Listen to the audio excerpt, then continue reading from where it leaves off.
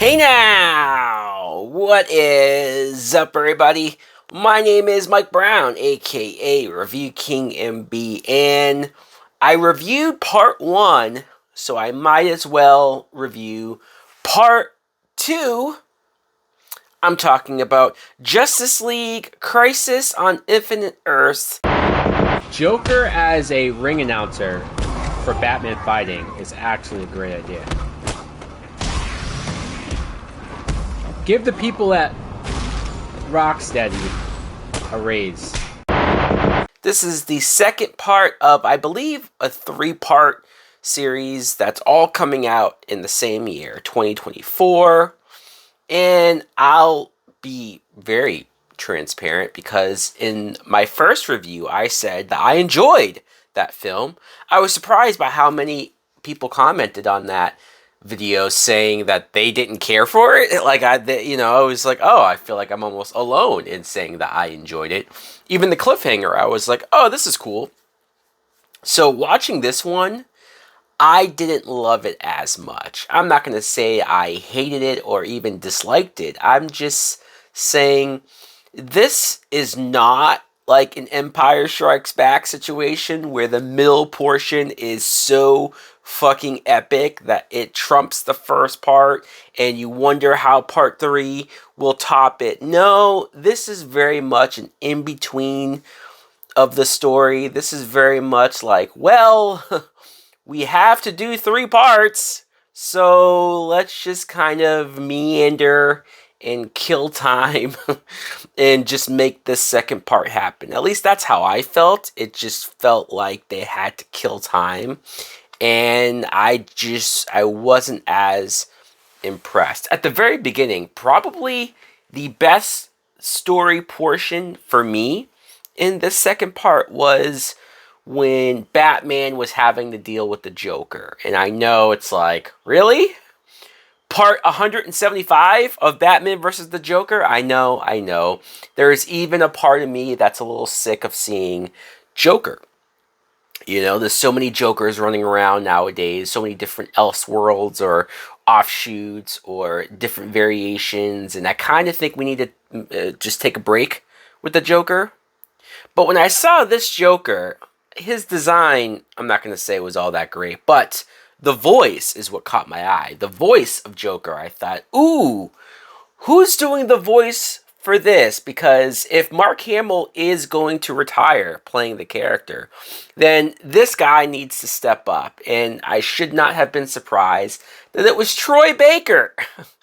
Of course Troy Baker was doing the voice for this Joker, and of course it was as good as it was because it had a hint of Mark Hamill. It sounded similar, but also different. He also made it his own, which it's not the first time he's played Joker or voiced Joker. I remember he did it for Arkham Origins. So please, if we ever do another, and I know, but if we ever do another Batman animated thing, or even a Batman video game where you need somebody to voice Joker, let's get Troy Baker on the job, please. He's kind of the go-to person for any voice job. And Jensen Ackles is doing the voice of this Batman, like a younger Batman, but a more hardened Batman, and definitely a Batman that when he looks at his Bat family, at least a different universe, multiverse version of the Bat family, I love that his Batman looks at this and says, why would Batman allow for children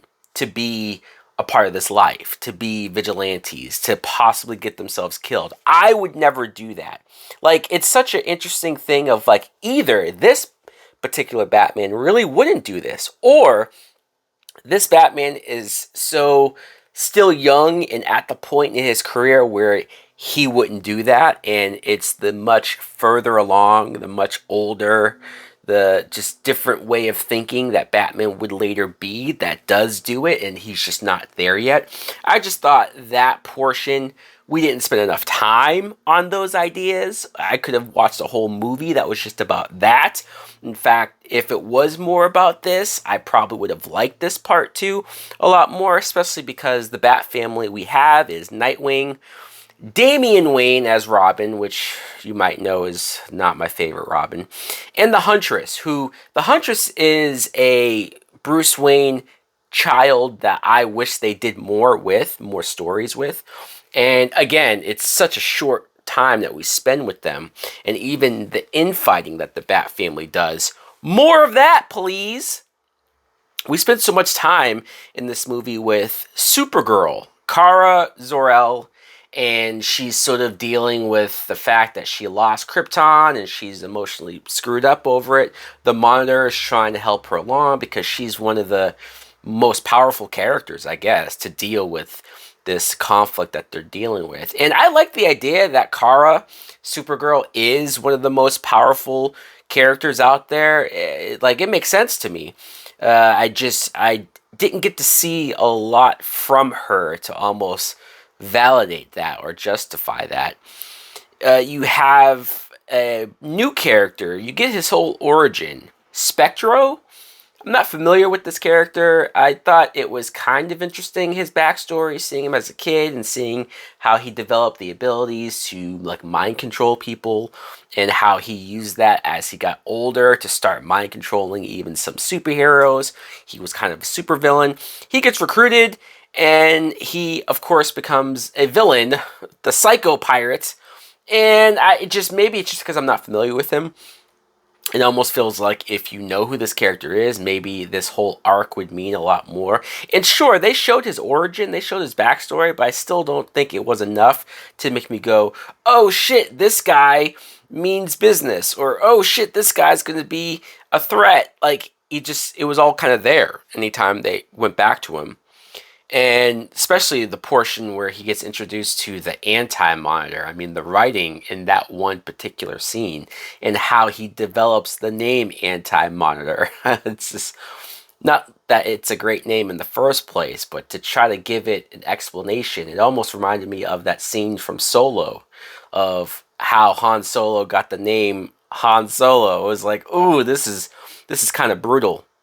Oh, I didn't mention with the whole Batman stuff going on that eventually Batman Beyond, Terry McGinnis shows up. I believe it was voiced by Will Friedle as well. That kind of blew my mind. That was definitely a nostalgic trip. Again, very short, very brief. We should have gotten more of this. What a complete waste. We get this whole section, I want to say halfway through the movie. It carries on through the rest of it, where the heroes are dealing with these shadow demons, and I just was so numb. I didn't care emotionally about any of that. They were generic sort of villains that were faceless and nameless, and they were archetypal as far as oh, you can't defeat us because your punches go right through us, until they figure out that light destroys them. And then it's just rinse and repeat of getting various different light powers and abilities to kill them, and it just kept going and going and going. And I'm like, can we be done with these fucking shadow demons? I'm so over this. Of course, until they eventually come together and form this giant size fucking creature. But it's just, this all came across as painfully generic. Some of the other heroes that I should mention here: Superman, Wonder Woman, who had a semi-interesting arc, but then they just sort of don't know what to do with her after that. Dr. Fate, I wish they kind of did more with him, because he looks cool. And John Constantine, who was a surprise as far as being the older homeless dude that was going around saying the end was near, and you find out that it's actually Constantine. I'm like, oh shit, that was cool. But other than that, it's just the cliffhanger, especially when you get to the cliffhanger and it's like, oh no, how does our hero survive this? I was very apathetic. I was very I don't really care how they solve this. Even if they all just die, now I want this to end. Now I want part 3 to come and just sort of wrap this shit up, and get this over with, because I don't think they took advantage of what I thought worked about part 1. I don't think they carried on with the more interesting aspects, the more interesting ideas that were here. They focused on the lamest and most boring parts, I think, of the story. So who knows? Maybe my guard is so low, maybe my interest level is so low that when we get to part 3, it will surprise me. Hopefully that's the case. So guys, let me know in the comments below. Obviously, I didn't enjoy part 2 nearly as much as part 1, but what did you think of it? Did you like it more?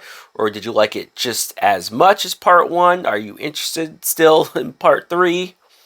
Thanks for watching. Like, comment, subscribe. Later!